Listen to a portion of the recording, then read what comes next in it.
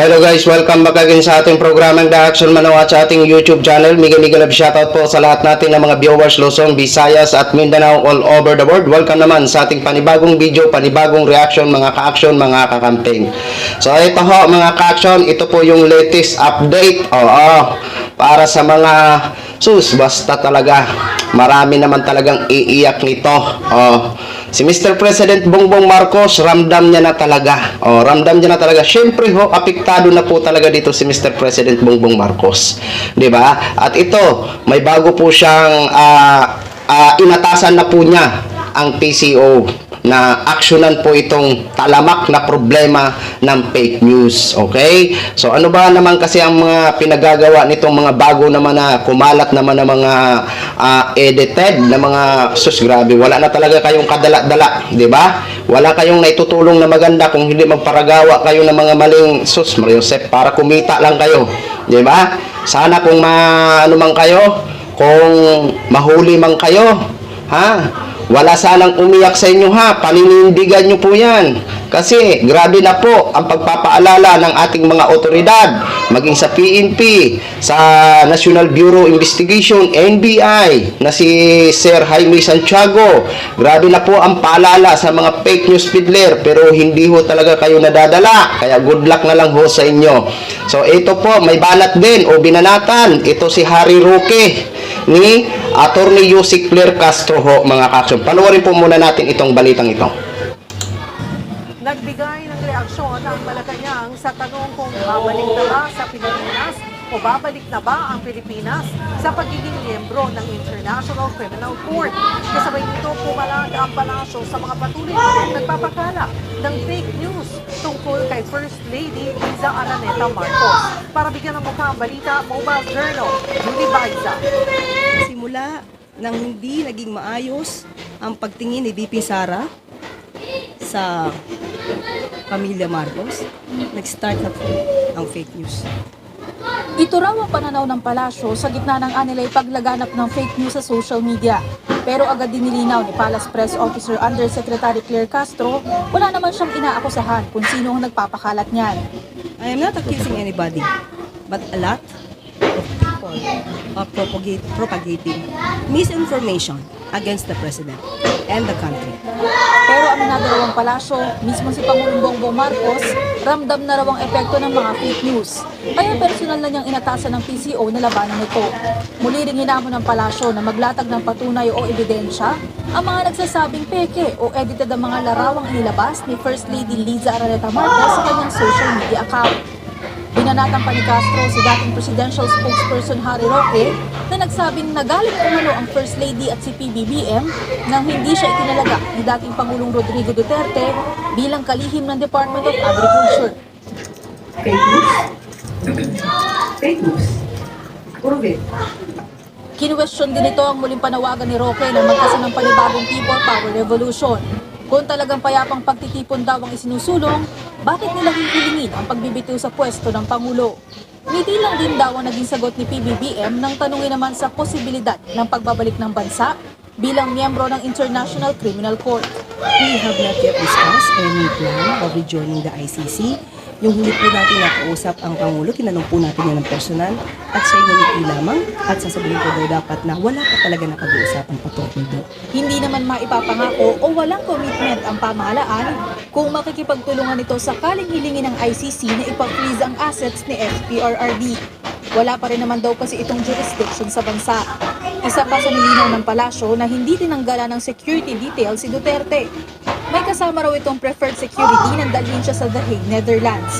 Ang hindi lang daw alam ng Malacanang kung ano ang ipinag-utos ng ICC ngayong nasa kustodiyan na nila ang dating Pangulo. Mobile Journal, Julie Baiza. So, yan po mga ka-action, mga kakamping, no? Yan, malinaw na malinaw ho itong mga fake news na to.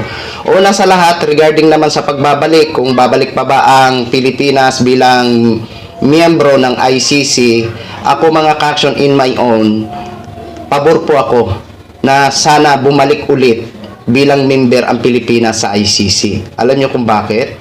Kasi nga po, itong mga, ito sarili ko lang pong opinion kung halimbawa man may mag-commit na mga malalaking tao na mga maganda po kasi kapag ICC ang mag-imbestiga. Kasi ho, sa ICC kasi, magiging kampante po tayo. Kasi alam naman po natin na walang puro kumpare, walang puro padrino. Kaya, pabor po ako kung sakaling bumalik tayo bilang member sa ICC. Kasi itong mga malalaking tao is talagang maiimbestigahan.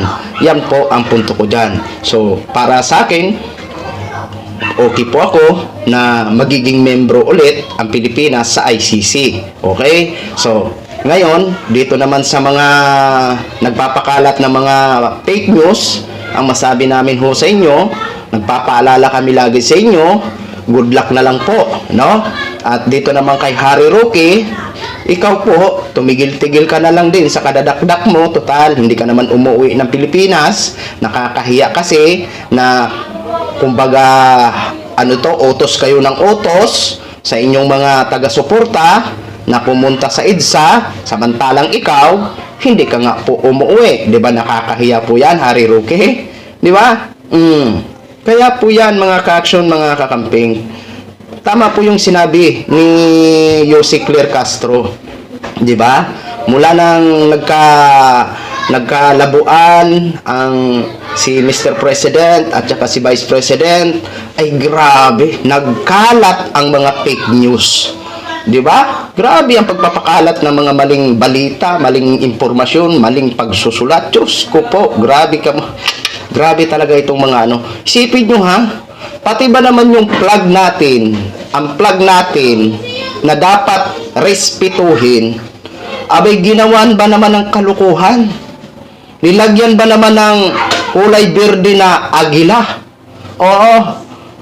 Alam nyo kung sinong gumawa nun? Ayon sa balita, di umano, mga supporters ni Duterte. At sa Nerbonne ba yun? Nerbonne, Australia? Oh, correct me if I'm wrong. Diba? Oh, dahil sa pag-idolo nyo kay dating Pangulong Duterte, kung ano-ano na ang ginagawa nyo, na hindi nyo alam, na labag na pala sa batas.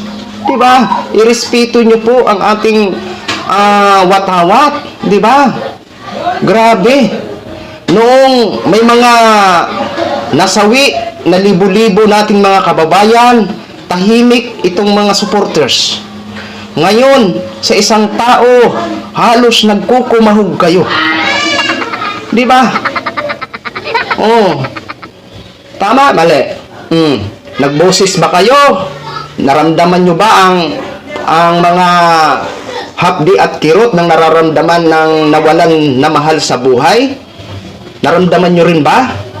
Ba, parang hindi yata. Pero ngayon dito, sa isang tao lang, ay grabe. Halos araw-araw kayo nag-iingay.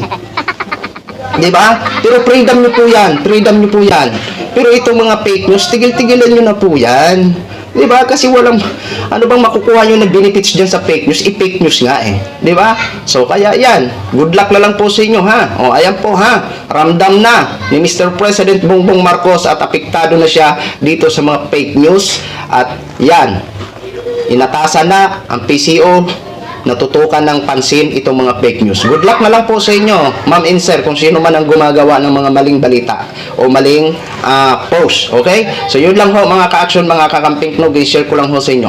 Maraming salamat po sa ating mga viewers Luzon, Visayas at Mindanao all over the world. Ako po ang inyong likod, si Action Man. Have a good day, everyone.